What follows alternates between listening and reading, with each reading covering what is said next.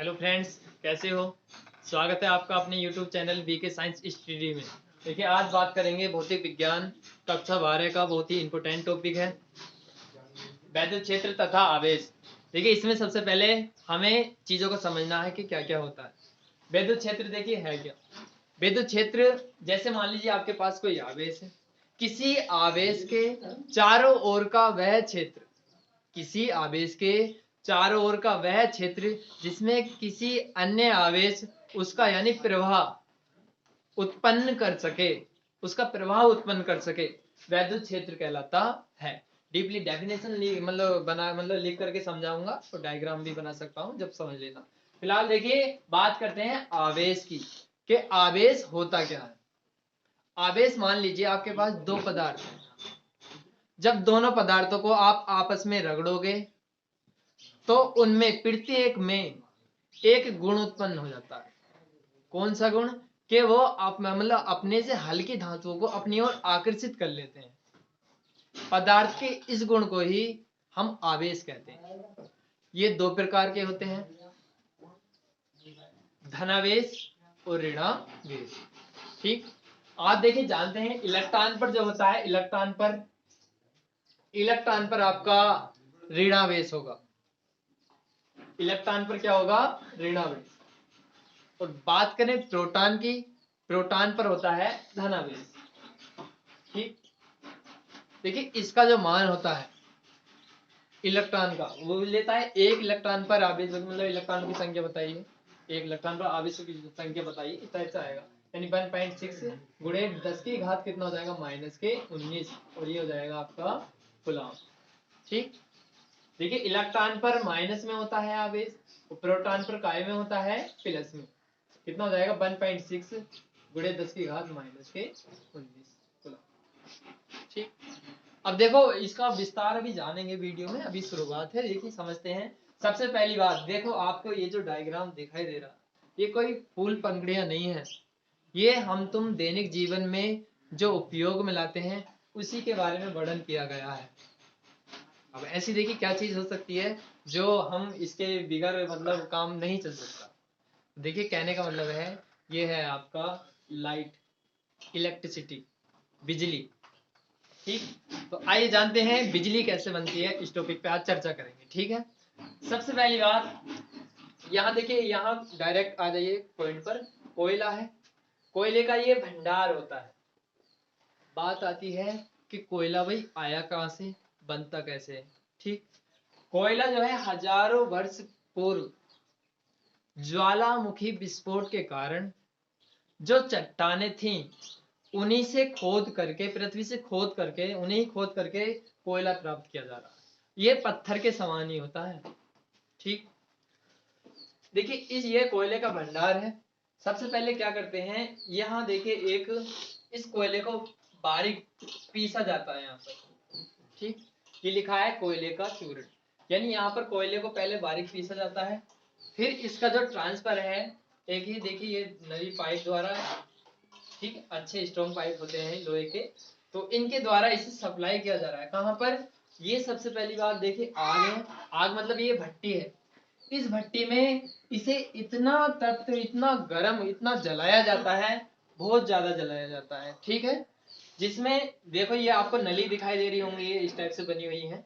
ये बात अभी पता चलेगा कि क्या क्या चीज है, नली किस किस चीज की है। सबसे पहली बात देखो, ये कोयले को हम यहाँ क्या है बहुत अच्छी तरीके से जला लेंगे। ठीक है, तो इसमें देखिए जो कोयले के भारी कण है वो तो नीचे बैठ जाएंगे, और जो हल्के कण है कोयले के, वो इसमें देखिए जो भाप है ना, भाप यानी ये भट्टी टाइप है, भट्टी, भट्टी में ये धुएं के रूप में निकल जाते हैं। ये आप देख रहे होंगे यहाँ पर, ये आग है, कोयला जलेगा, पहले यहाँ पर कोयला जलेगा, उसके बाद ये भट्टी है, भट्टी में ये धुएं के रूप में हल्के जो कण है ये ऊपर निकल जाते हैं वायुमंडल में। ठीक, तो कोयले को इतना, अब देखिए ये आपको जो स्प्रिंग लगी हुई है, ठीक है, ये पाइप होते हैं। क्या होते हैं? पाइप। अब देखिए इन पाइप का क्या काम होता है। देखिए सबसे पहले बिजली बनाने के लिए आपको यानी पानी की आवश्यकता पड़ेगी, जल की आवश्यकता पड़ेगी। वो आपको कहाँ से मिलेगा? पानी देखिए वो नदी से मिलेगा, झील से, तालाब से, या आप कोई बांध लगा करके ही बिजली का निर्माण कर सकते हैं। ठीक, तो सबसे पहले बात देखिए, ये कोई भंडार है, यहाँ पर चित्र के अनुसार समझिए, पानी का स्टोर है जो पाइप द्वारा, ये लिखा है ना जल पाइप, देखिए जल पाइप है, इनके द्वारा ये इस टाइप से देखिए ये सब में प्रक्रिया की जा रही है पानी के द्वारा, मतलब पानी की, और यहाँ से देखिए ट्रांसफर किया जा रहा है इसे, ठीक है, सप्लाई, ये सब पानी है। अब देखो ये जो पानी है आपका, ये पानी, ये जो पाइप है इन्हें इतना गर्म कर लेते हैं, इतना गर्म कर लेते हैं कि अगर यहाँ से पानी जो एकदम तुरंत गिरता है, इसका जो ताप होता है पानी का वो 500 सेंटीग्रेड से 1000 सेंटीग्रेड होता है, ठीक। इतने ताप की ये मतलब क्या है, उसमें एक भाप उत्पन्न करता है। जब ये देखिए ये तो काफी गर्म थी, हमने ये देखिए कोयले द्वारा इसे मतलब जलाया था, और इधर जब इसे पानी की यहाँ से सप्लाई करी हमने, तो यहाँ से एक भाप बनी, क्या बनी, भाप। जो भाप बन करके देखिए यहाँ पाइप द्वारा इस टाइप से, ये पाइप द्वारा यहाँ पर देखिए ट्रांसफर की जा रही है, ये भाप स्ट्रीम, ठीक है, दिखाए ये भाप। जब ये भाप देखिए, ये कोई टरबाइन होता है, टरबाइन इनकी संख्या इतनी, चक्रण इतने तेजी से होते हैं कि उस भाव को इतनी तेजी से मतलब क्या है राउंड में लाते हैं, जिससे जो है यहाँ जनरेट किया जाता है भाव को यहाँ पर, और इसके द्वारा ये भाव देखिए ये सप्लाई की जाती है, ठीक है। जब यहाँ पर भाव इनके जो चक्रण होते हैं टरबाइन की, टरबाइन इतनी तेजी से घूमता है, इस टाइप से घूमता है बहुत तेजी से, भाव को बहुत तेजी से, बहुत तेजी से, एक मतलब 1 मिनट में कई मतलब बहुत काफी ज्यादा, मतलब क्या बताऊं मैं तुम्हें, बहुत ज्यादा चक्रण होते हैं इसके, ठीक है।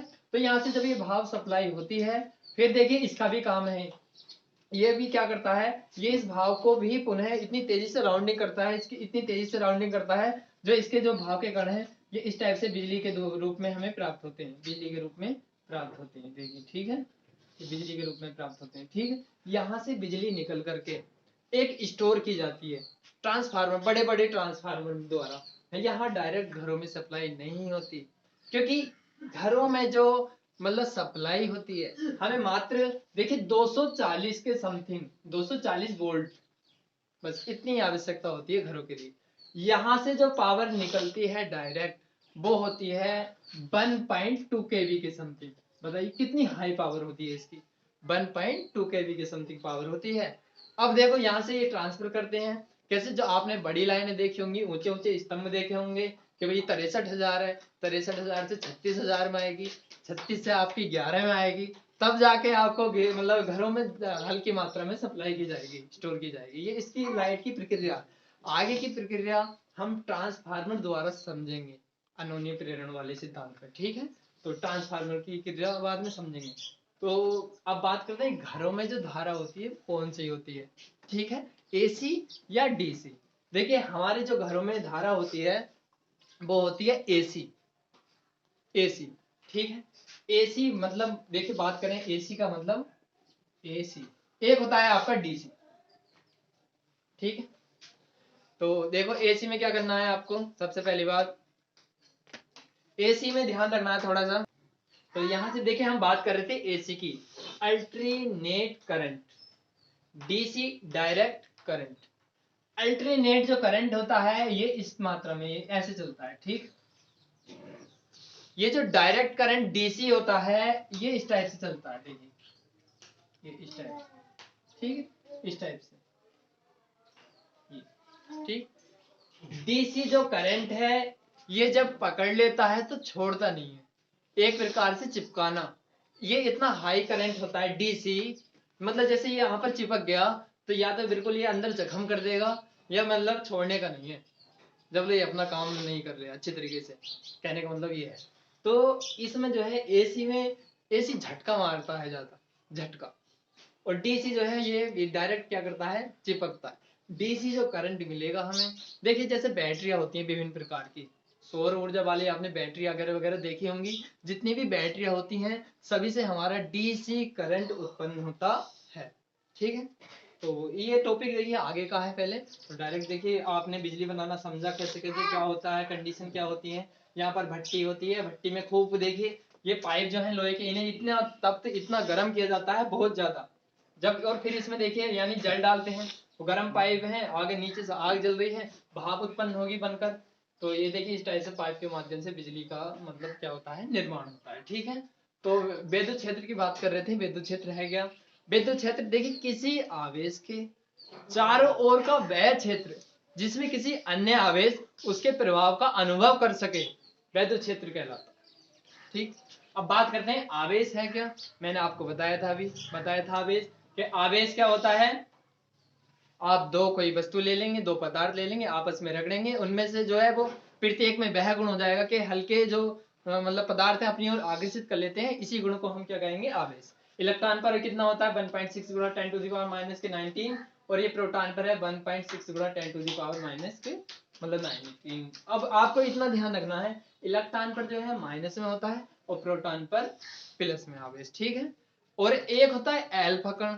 एल्फा कण पर भी काफी ज्यादा पूछा जाता है, एल्फा कण पर आवेश कितना होता है? तो एल्फा कण पर जो आपका आवेश होता है वो होता है 2e का, मतलब 2 एल्फा, जैसे ये होता है 2 एल्फा, 2 एल्फा। ठीक है, एल्फा कण पर आवेश होता है 2 एल्फा, यानी कह सकते हैं इसे 2e के बराबर।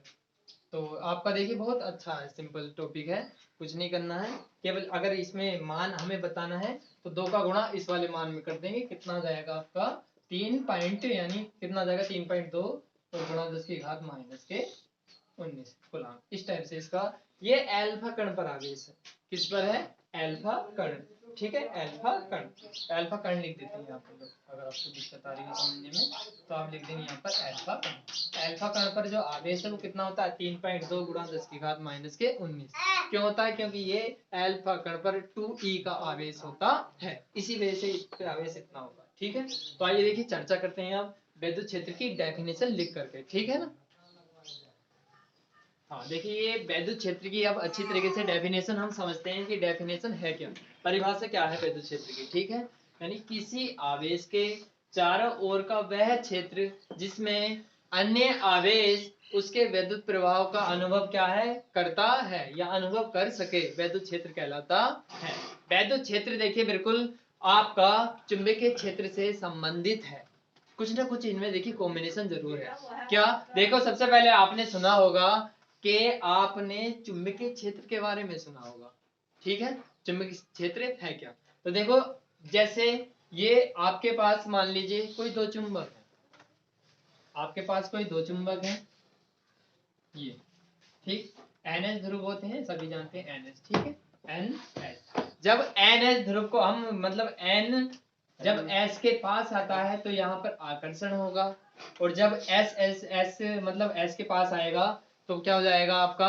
देखिए कहने का मतलब ये है, अगर ये S और S दोनों पास पास आते हैं तो यहाँ पर प्रतिकर्षण बल होता है।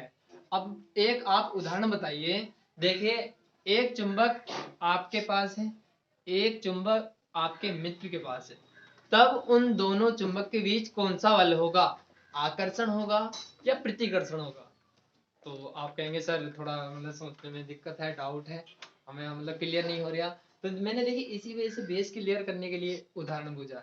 देखिए आपने इसमें यह चुंबकीय क्षेत्र वो करा, चुंबकीय क्षेत्र इसमें यहाँ चुंबकीय क्षेत्र या विद्युत क्षेत्र इनकी अपनी परिसीमाएं होती हैं कि ये कहाँ तक मतलब पहुंच सकते हैं।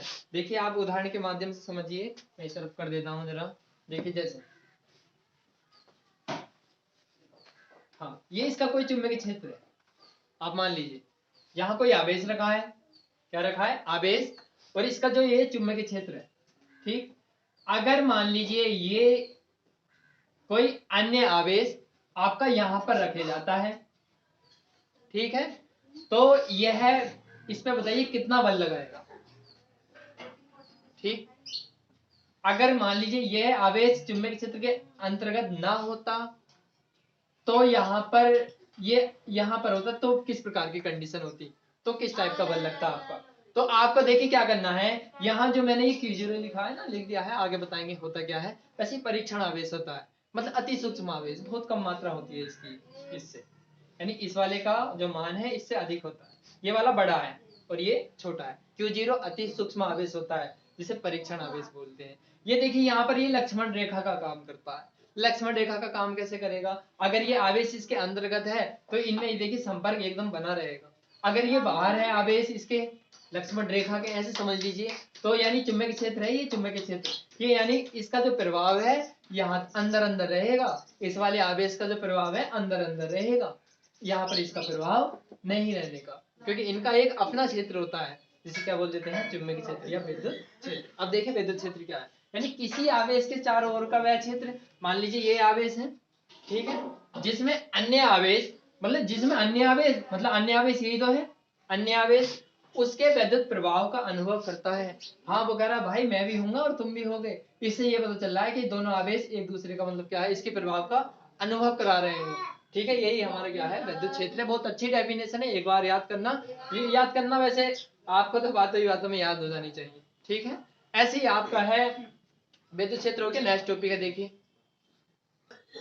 देखिए बात करेंगे, अब जो टॉपिक है हमारा विद्युत बल रेखाएं, कि विद्युत बल रेखाएं होती क्या है, ठीक है। तो बहुत अच्छी डेफिनेशन है, आता है, इनकी गुण भी पूछ लेता है, गुण भी आपको बताएंगे देखिए इसी में। तो देखिए सबसे पहली बार डेफिनेशन पे चर्चा करते हैं कि विद्युत बल रेखाएं क्या हैं, क्या होती हैं। विद्युत क्षेत्र में रेखा, ये देखिए विद्युत क्षेत्र रेखा, विद्युत क्षेत्र रेखा खींचा गया वह काल्पनिक वक्र है। काल्पनिक वक्र का मतलब जिसकी हम कल्पना नहीं कर सकते, ठीक है। वैद्युत क्षेत्र रेखा खींचा गया वह काल्पनिक वक्र है जिस पर वैद्युत क्षेत्र में स्थित स्वतंत्र व पृथक्कृत धन परीक्षण आवेश गति करता है, वैद्युत बल रेखाएं कहलाता है, जब वैद्युत बल रेखाएं कहते हैं। एक बार दोबारा समझ लीजिए, वैद्युत क्षेत्र रेखा खींचा गया वह काल्पनिक वक्र है जिस पर वैद्युत क्षेत्र में स्थित स्वतंत्र व पृथक्कृत धन परीक्षण आवेश गति करता है, क्या कहलाएगा, वैद्युत बल रेखाएं कहलाएगा। आप देखिए ऐसे समझिए, चित्र के माध्यम से समझिए, ऐसे आपको समझने में नहीं आने का, ठीक है। देखिए ये हमारे पास कोई धनावेश है, ये हमारे पास ऋणावेश है, ठीक है। बात करते हैं वैद्युत बल रेखाएं किस प्रकार खींची जाती हैं। तो देखो ये, ठीक, सबसे पहली बात, अगर आपको आता है गुण, गुण में एक चीज ध्यान रखनी है, ये सदैव धनावेश से ऋणावेश की ओर होती है। पहला गुण, ये सदैव धनावेश से ऋणावेश की ओर होती है, जैसा मैंने आपको बताया है, ठीक है। देखिए और भी और बना लीजिए, आप इस टाइप से बना लीजिए, बना लीजिए अपने आप, ठीक है।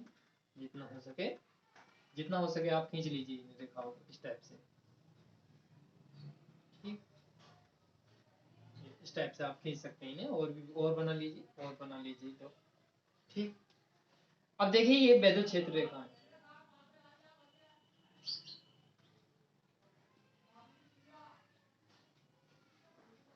वैद्युत क्षेत्र रेखाओं का गुण है, मैं आपको पुनः बता रहा हूं, ये देखिए धनात्मक से ऋणात्मक की ओर होती है, पहला गुण। दूसरा, ये देखिए लचीली डोरी के समान होती है, आपको दिखाई दे रहा होगा, ये लचीली डोरी के समान होती है। नंबर 3, वैद्युत क्षेत्र रेखाएं कभी भी एक दूसरे को क्या नहीं करती, प्रतिच्छेद नहीं करती। वैद्युत क्षेत्र रेखाएं एक दूसरे को कभी भी क्या नहीं करती हैं, प्रतिच्छेद नहीं करती हैं, ऐसे ध्यान रखना है, ठीक है। मैं लिख दूंगा, आप ऐसे समझ लीजिए। देखिए पहला पॉइंट क्या था हमारा, जो हमारी वैद्युत क्षेत्र रेखाएं होती हैं वो धनावेश से ऋणावेश की ओर होती हैं, ठीक। दूसरा पॉइंट था, ये इनकी डोरी जो है, यानी इनकी आकृति लचीली डोरी के समान होती है, ये दूसरा पॉइंट हो गया। तीसरा पॉइंट, ये जो रेखाएं हैं कभी भी आपस में प्रतिच्छेद नहीं करती, प्रतिच्छेद नहीं करती, ठीक। चौथा पॉइंट आपका देखिए क्या है, ये संघन माध्यम में, देखो संघन माध्यम क्या होता है और विरल क्या है। संघन देखो जहां पर ये ज्यादा घनी, आपको घनी टाइप दिखाई दे रही है, घनी लग रहा है ना घनापन, तो ये संघन माध्यम होगा, यानी ये वाला जो माध्यम है ये सघन माध्यम है, तो यहाँ पर इनकी जो गति होती है वो अधिक होगी, यानी तीव्र होगी। और जो विरल माध्यम है, विरल माध्यम यहाँ पर इनकी गति कैसी हो जाएगी, धीमी, मतलब कम होती है। तो 4 आपके गुण हैं, ये बहुत अच्छे हैं, याद भी हो गए होंगे। अच्छा मैं लिख भी दूंगा आपको, ठीक है। तो देखिए लिख देते हैं, उन्हें वैसे समझ लेना, अगर स्क्रीनशॉट लेना चाहो ले सकते हैं। देखिए दोबारा समझते हैं कि उनके गुण, किनके वैद्युत बल रेखाएं हैं, उनके गुण क्या है। तो गुण मैंने लिख दिए हैं, आप स्क्रीनशॉट लेना चाहें तो ले सकते हैं। देखिए सबसे पहला जो गुण है, धनावेश से निकलकर ऋणावेश पर समाप्त होती है। ये धनावेश से निकल कर ये धनावेश से निकल करके कहाँ समाप्त हो रही है, ऋणावेश पर, पहला गुण। दूसरा देखिए आपको क्या ध्यान रखना है, ये देखिए लचकदार डोरी के समान होती है। लचक, देखिए जो लचकदार, ये आपको झुकाव जो दिखाई दे रहा है, ठीक है, ये ये लचीलापन दिखाई दे रहा है नहीं, यानी लचकदार डोरी के समान होती है, कभी भी एक दूसरे को प्रतिच्छेद नहीं करती। आपको ये काटती हुई इस टाइप से दिखाई दे रही है कि भाई ये इसे काट रही है या ये इसे काट रही है, नहीं काट रही ना, तो ये कभी भी एक दूसरे को प्रतिच्छेद नहीं करती, ठीक है। दूसरा देखिए आपका नंबर 4 है, इनकी तीव्रता संगन माध्यम में तीव्र और विरल माध्यम में कम होती है। यानी ये जो तीव्र होती है, इनकी जो गति होती है, संगन माध्यम मैंने ये बताया था, जो नजदीकी है, देखिए कितना संगन माध्यम है, ये संगन माध्यम है, तो इनकी जो यहाँ तीव्रता है वो अधिक होगी, और विरल माध्यम में यहाँ पर जो तीव्रता है वो क्या होगी, कम होगी, ठीक है। ऐसे ही बात करते हैं वैद्युत क्षेत्र की तीव्रता की। देखिए इसमें तीव्रता का जब जिक्र आया है, तो अब बात करते हैं वैद्युत क्षेत्र की तीव्रता होती क्या है, ठीक है। तो इसे स्क्रीनशॉट लेना चाहो ले सकते। देखिए वैद्युत क्षेत्र की तीव्रता की चर्चा करते हैं कि वैद्युत क्षेत्र की तीव्रता है क्या, ठीक है। देखिए किसी भी, आइए समझते हैं, बहुत आसान है। किसी बिंदु पर रखे परीक्षण आवेश, किसी बिंदु पर रखे परीक्षण आवेश पर कार्यरत बल को, यानी जो परीक्षण आवेश पर कार्यरत बल होगा, वह उस बिंदु का वैद्युत क्षेत्र की तीव्रता क्या है, कहलाएगी। वह उस बिंदु पर वैद्युत क्षेत्र की तीव्रता कहलाएगी, ठीक है। तो देखिए जैसे सबसे पहली बात, यहाँ पर कोई आवेश रखा है हमारा, ये अन्य हमने कोई बिंदु मान लिया Q0, ठीक है, यानी या आप ए मान लो, माना कोई बिंदु ए है जिस पर क्या रख दिया हमने, कोई परीक्षण आवेश रख दिया, ठीक है।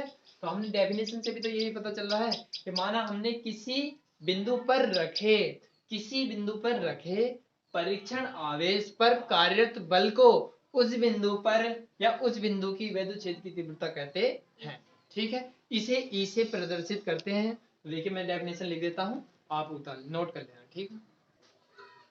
देखिए हमारा डेफिनेशन थी वैद्युत क्षेत्र की तीव्रता की, वैद्युत क्षेत्र के किसी बिंदु पर रखे परीक्षण आवेश पर कार्यरत बल को बिंदु पर, किस बिंदु पर, उस बिंदु पर, ठीक है ना, उस बिंदु पर वैद्युत क्षेत्र की तीव्रता कहते हैं। बहुत अच्छी डेफिनेशन है, आ जाती है। तो देखिए इसे लिख देंगे, इसे ई से प्रदर्शित करते हैं, इसे ई से प्रदर्शित करते हैं।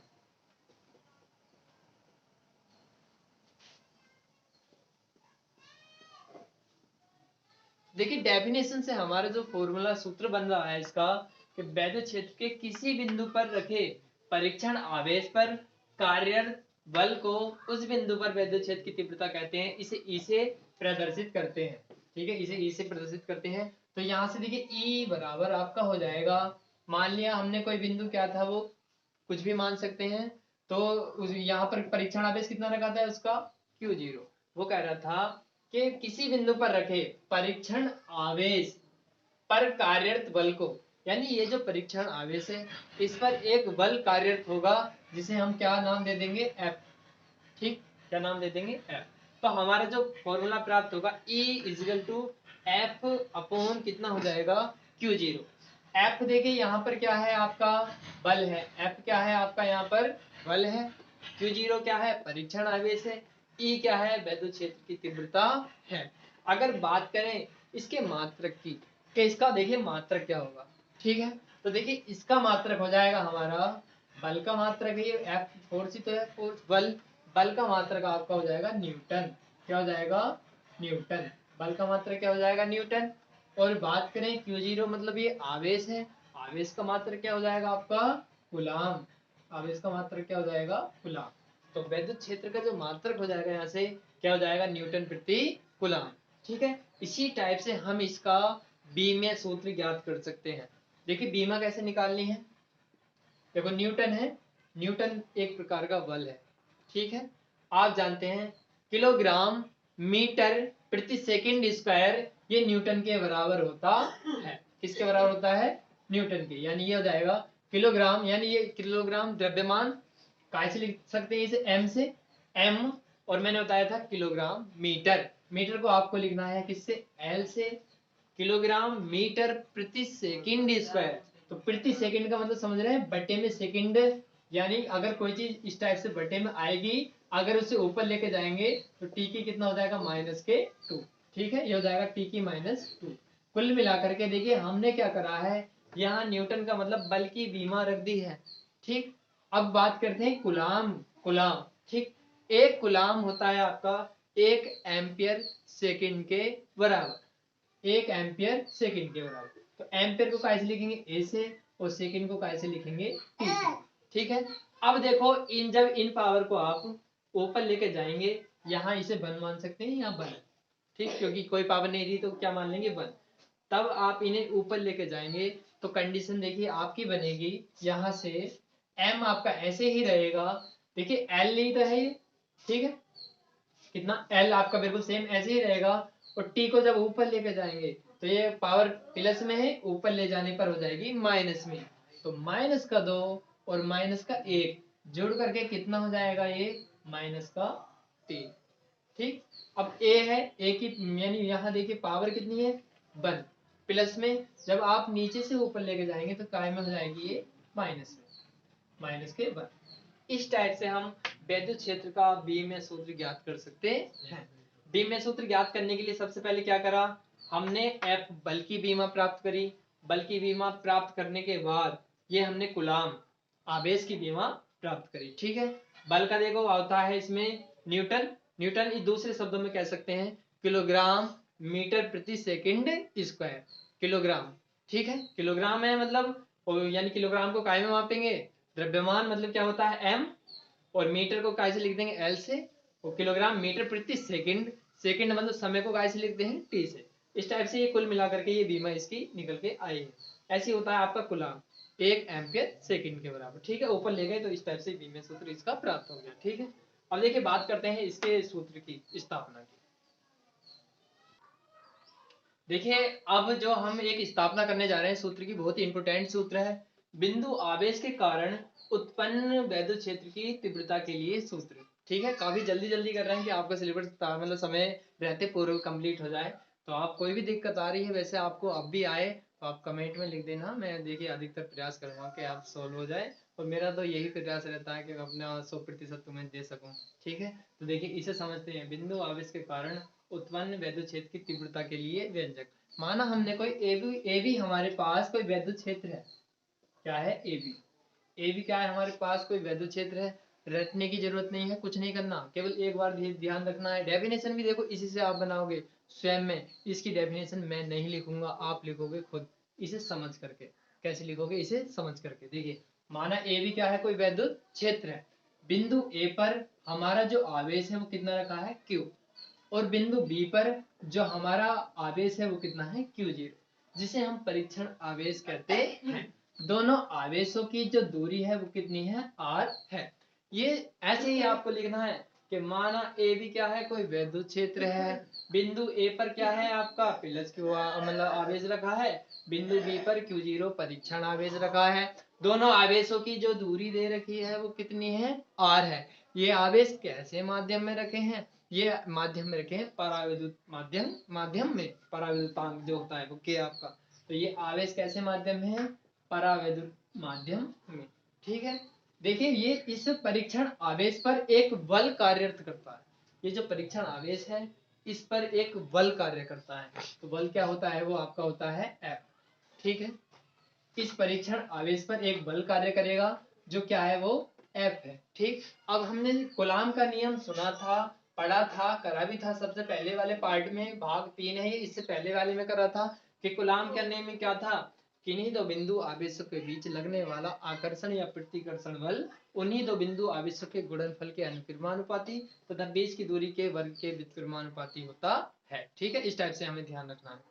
तो देखिए हमारा जो कूलाम का नियम था, यहाँ लिख देंगे कूलाम के नियम के अनुसार। आप चीजों को खुद करेंगे स्वयं में तो बहुत बढ़िया रहोगे, चीजें याद रहेंगी। लिखने को तो मैं लिख भी दूंगा। ठीक है, आपको डेफिनेशन एक बार स्वयं में देखिए, दोबारा समझ लीजिए, कोई दिक्कत वाली बात नहीं है। माना ये कोई विद्युत क्षेत्र है, बिंदु ए पर प्लस Q आवेश रखा है, बिंदु बी पर Q0 जिसे परीक्षण आवेश बोलते हैं। दोनों आवेशों की जो दूरी दे रखी है वो कितनी है, r है। ये आवेश कैसे माध्यम में रखे हैं, पराविद्युत माध्यम में रखे हैं। Q0 के कारण कौन सा बल उत्पन्न हो रहा है, ये F बल उत्पन्न हो रहा है। बस हो गई डेफिनेशन, ऐसे लिखना है। ठीक है, अब आ जाइए कूलाम के नियम से। चलो मैं लिख देता हूँ, यहाँ लिख देता हूँ कूलाम के नियम अनुसार। कूलाम के नियम से, कूलाम का नियम था F बराबर 1/4πε0, वहां था आपका Q1 Q2। यहाँ आवेश कितना है पहले बिंदु पर Q, दूसरे बिंदु पर कितना है Q0, बट्टे में जो दूरी थी, दूरी इसकी कितनी है R, R का मतलब R²। ठीक, यही तो नियम था हमारा, केवल Q1 Q2 के मान चेंज करें हैं। मेरे भाई आपको देखिए ये जो परीक्षण आवेश है Q0 जो है, इसे आपको इसके बटे में ले आना है, तो F बराबर कितना हो जाएगा Q0। क्या करा मैंने इसमें, ये जो Q0 था यहाँ से उठाया और सीधा F के बटे में पहुंचा दिया, तो आपका हो जाएगा 1/4πε0, इधर बचेगा Q और इधर बचेगा R²। ठीक है, अभी हमने डेफिनेशन में पढ़ा था, वैद्युत क्षेत्र की डेफिनेशन में पढ़ा था। वैद्युत क्षेत्र की डेफिनेशन में क्या पढ़ा था कि किसी वैद्युत क्षेत्र के किसी बिंदु पर रखे परीक्षण आवेश पर जो कार्यरत बल होगा वह वैद्युत क्षेत्र के बराबर होगा, वैद्युत क्षेत्र की तीव्रता के बराबर होगा। तो यहाँ इसे काय से लिख सकते हैं हम, ई से। क्यों लिख सकते हैं, इसलिए क्योंकि इसलिए हम जानते हैं E बराबर F अपॉन कितना होता है Q0 होता है। इसी वजह से इस वाले मान को हम क्या लिख देंगे, E लिख सकते हैं। क्या लिख देंगे, E। तो E इक्वल टू आपका कितना हो जाएगा, ये हो जाएगा 1/4πε0 Q अपॉन R²। ये आपका सूत्र पे स्थापना हो गई, एक बार स्क्रीनशॉट ले लीजिए। ठीक है, रुक जाओ। देखिए आज का टॉपिक बहुत ही ज़्यादा इम्पोर्टेंट था, महत्वपूर्ण था, आपने कई बेसिस में क्लियर करे, वीडियो लंबी हो सकती है। तो देखिए मैंने ना पूरी वीडियो में आपको लाइक को कहा, ना सब्सक्राइब को, ना शेयर को। अगर वीडियो अच्छी लगी हो तो ये तो बनता है लाइक, एक लाइक तो बनता है ज़रूर, और शेयर ज़रूर करना, शेयर ज़रूर करना मेरे भाई। ठीक है, मिलते हैं नेक्स्ट वीडियो।